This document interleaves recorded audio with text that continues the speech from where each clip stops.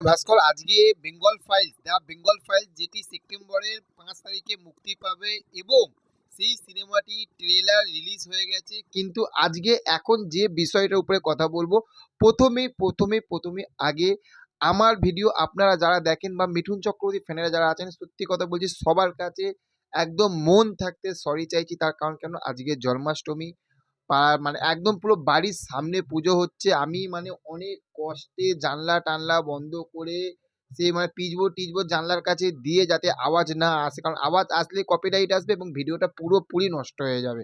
ওই জন্য আমি ট্রেলারটা রিভিউটা যখনই মাইক বন্ধ হবে বা আমি রাতের দিকে আমি রিভিউ নিয়ে আসবো, চেষ্টা করব। যদি রাতের মধ্যে না নিয়ে আসবে, কালকে অবশ্যই নিয়ে আসবো। কিন্তু আজকে যে বিষয়টার উপরে কথা বলবো, এটা বলতে বাধ্য হচ্ছি, বা জানি না যে এই ভিডিওটার জন্য আমার কোনো প্রবলেম হবে নাকি আমার চ্যানেলে, যে সেটা জানি না। দেখুন, প্রথমেই বলবো যে আমি মানে ভিডিওর প্রথম থাকতেই আমি বলেছিলাম, যেদিনটাতে বেঙ্গল ফাইলস মুক্তি পেয়েছিল সেদিন থাকতেই আমি বলেছিলাম যে বেঙ্গল ফাইলস বিদেশে রমরমিয়ে চলছে। এটা ঠিক, এটা দেখে ভালো লাগছে, একদমই ঠিক আছে।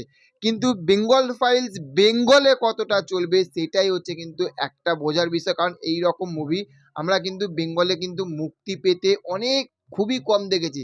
দ্য কেরালা ফাইলস কেরালার গল্প, তবুও কিন্তু আমাদের বেঙ্গলে মুক্তি পায়নি। এবার এটা বেঙ্গল ফাইলস, এখানে নিশ্চয়ই কিছু না কিছু একটা ব্যাপার আছে, সত্যি কথা বলতে।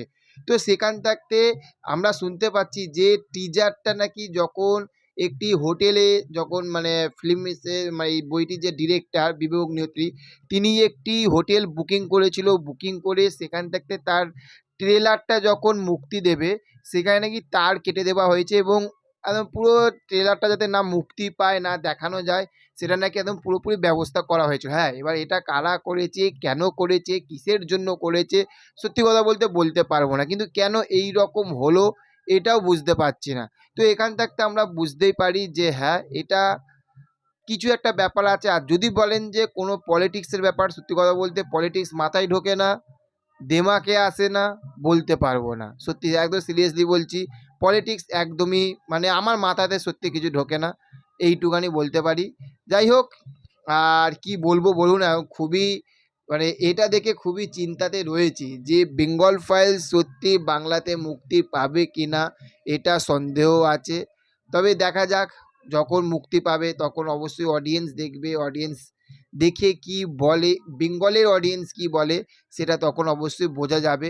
আপনাদের কি মতামত? কারণ ছোট্টর মধ্যে আমি একদম ভিডিওটা শেষ করলাম, কারণ প্রচুর মাইকের আওয়াজ আসছে। ঠিক আছে, আমি দেখুন, আমি জাস্ট থামছি, আপনারা বুঝতে পারবেন।